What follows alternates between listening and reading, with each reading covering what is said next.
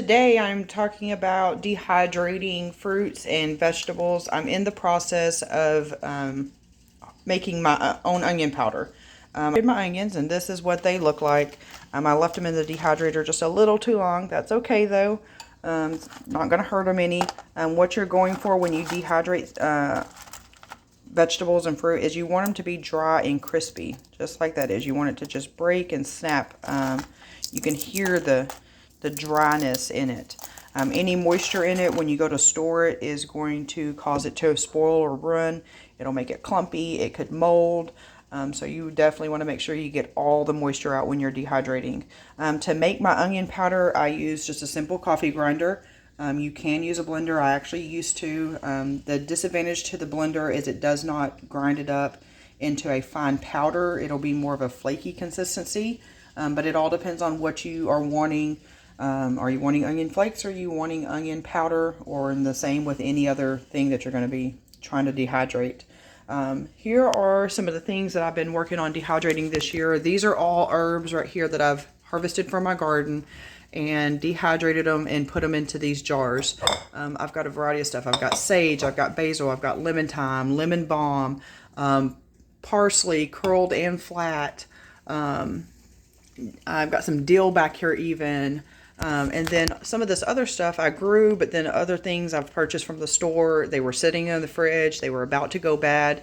So instead of letting them run because I didn't have anything that I was cooking that I needed to use them, I threw them in the dehydrator. Bell peppers. These are yellow and orange ones. I've got some red ones back here. I've got some green ones back here.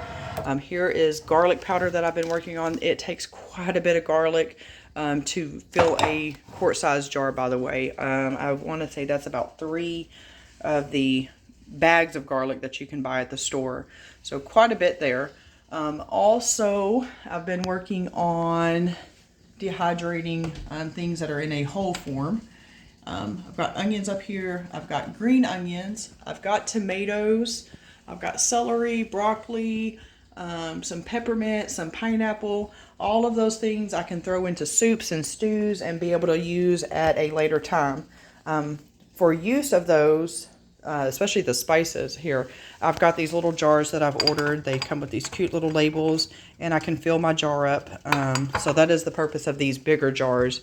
This is kind of my reserve and this is my daily use over here.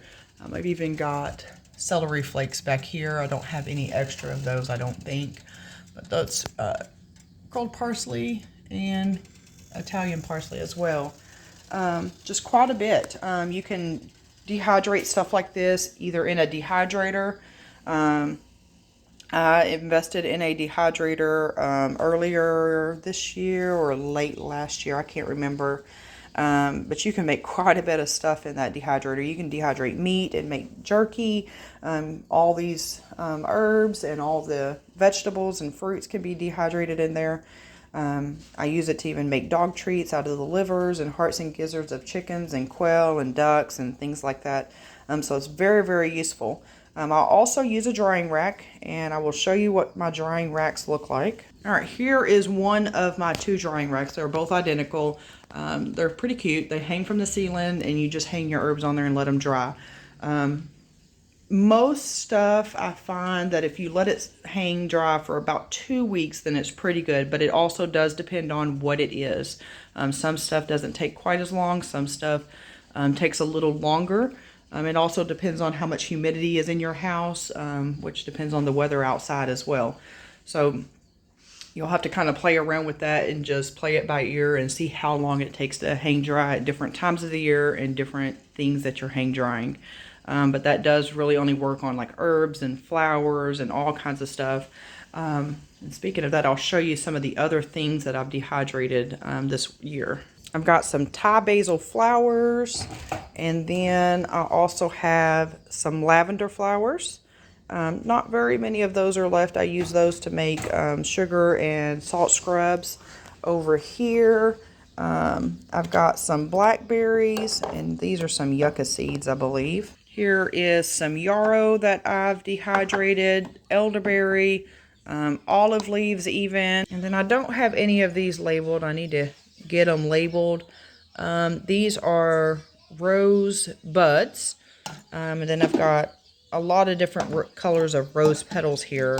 Some of them are roses that were given to me. Some of them are roses that I harvested out of my own backyard. Those are red. Those are really, really pretty. And things like that I use to make scrubs, sugar and salt scrubs with. They work out really, really great. Add some flavor, add some color to it. It makes it very, very pretty. And that will conclude this video.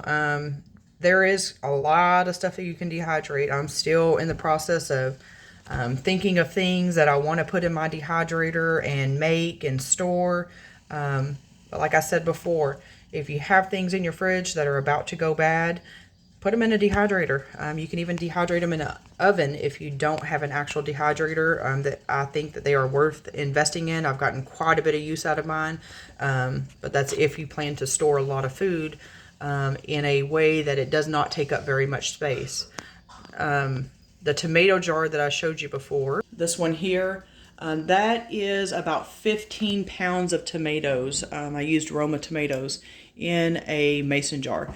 That is unbelievable that that many pounds of tomatoes will fit in a jar. So you can do this. You can store the food, and it does not take up a lot of space, and be able to use it at a later time. Once again, thank you for watching. If you like this video, please subscribe.